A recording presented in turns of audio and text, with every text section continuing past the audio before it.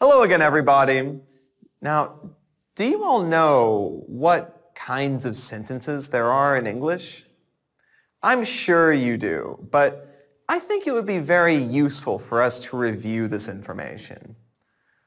So let's study some examples of sentences and then discuss which category or which type of sentences they belong to.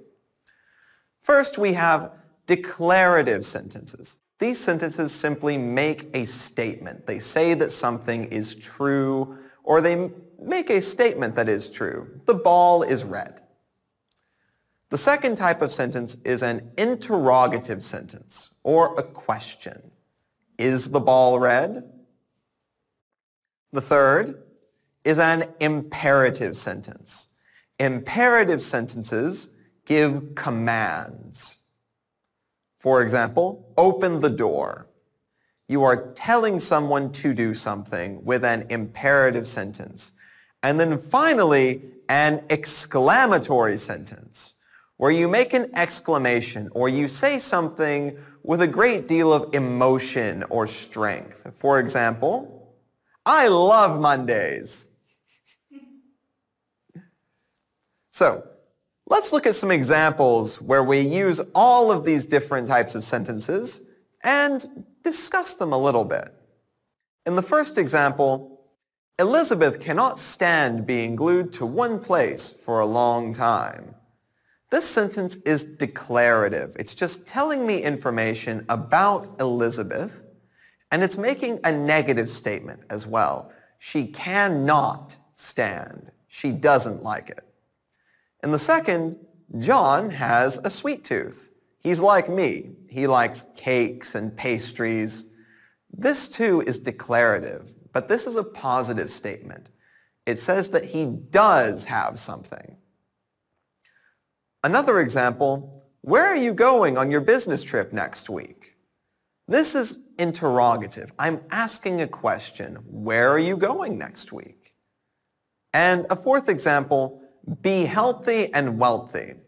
This is an imperative sentence, and we use the imperative to tell people what to do or give commands, as well as encouraging them to do something or also giving advice. Imperatives are formed with the infinitive without the word to. For example, in the sentence, be healthy.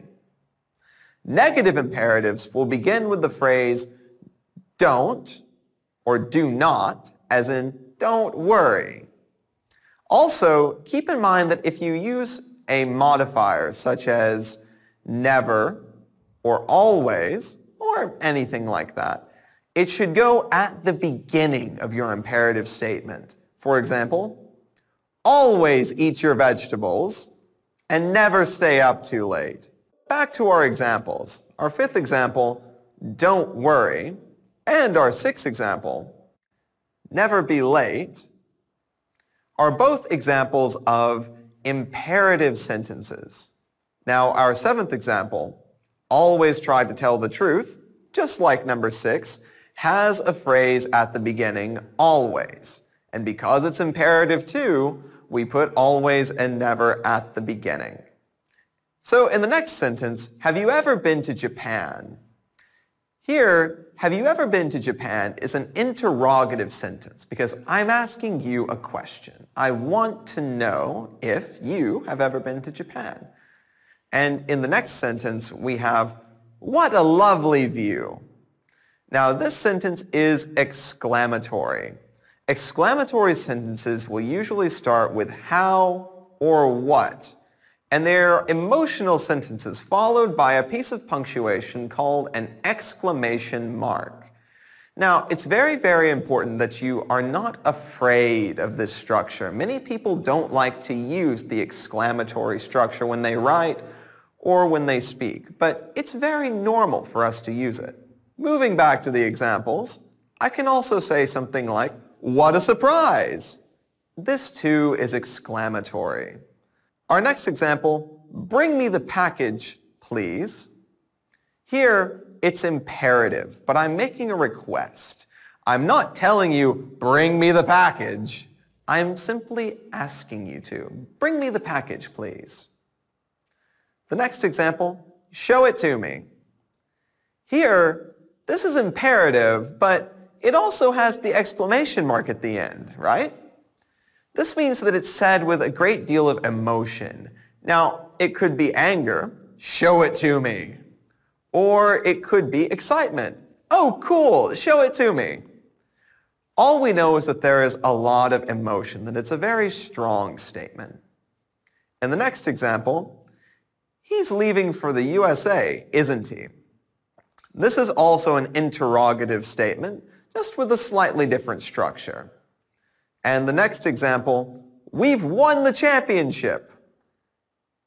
Right, this too is exclamatory. We're happy that we've just won the championship. And one more example. You visited ancient Rome last Wednesday, didn't you? Here, again, I'm asking you about your vacation. So, it's an interrogative sentence. So now, let's consider interrogative sentences in a little bit more detail. Now, there are a few different forms of interrogative sentences, and each one of them has a different grammatical structure and serves a different purpose. For example, if I say something like, do you like studying English? This is a general question. Do you like studying English? So, a second type of question, who likes studying English? This is a question to the subject. I want to know who, what person I am talking to, likes studying English. Another example, do you like studying English or German? Now this is what we call an alternative question. Do you like A or B? And here, the answer should be something like, oh, I enjoy studying English, or I enjoy studying German. A fourth example, you like studying English, don't you? This is what we call a disjunctive question, or a tag question, because of that little bit on the end. Don't you? But we'll talk a little bit more about that in a second. And finally, why do you like studying English? This is a special question. I am asking you about reasons, motivations, and I'm using the word why to do it. So now, let's go into a little more detail. The first type of question we're going to deal with is a general question. And these questions can always be answered with either yes or no. And to form a general question, you will always need an auxiliary verb. But this verb is different according to what tense you are speaking in. For example, if I say, do you like dancing in the present simple tense, you could tell me, yes, I do. But if I ask you, would you like to go out, making a polite offer, you would say, no, I would not. Another example, did you go to Egypt last summer? Speaking in the past simple tense? No, we did not. Another example, were you going home when it happened? In the past continuous? Yes, I was. Have you ever been to the USA?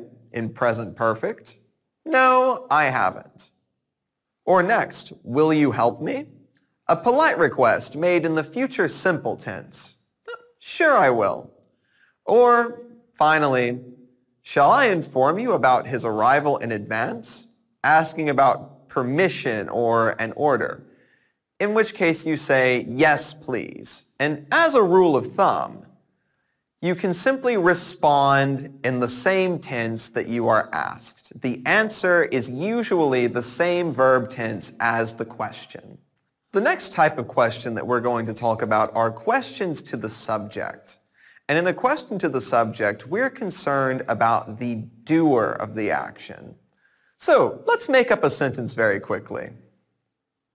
I've got it. I have already read this book. And I can ask a few questions based on this sentence.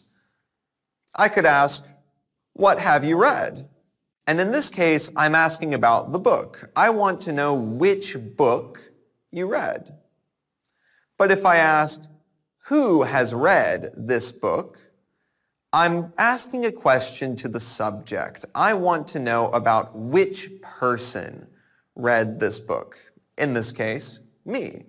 In these given sentences, the auxiliary verb have refers to you, and has we use in conjunction with who. And as a rule of thumb, if we're using what or who, we will always use a singular auxiliary verb with it, such as in the examples. Who is responsible for the delivery of goods? Who helped you finish the task? Who will visit the exhibition? What has happened? Or what was the reason of his quitting? Questions to the subject usually start with the question words what or who. The main peculiarity of these questions is the absence of the auxiliary verb in the present and past simple tenses. Alternative questions presuppose or assume a choice between two or more objects, but usually a fixed number, and these appear at the end of the question.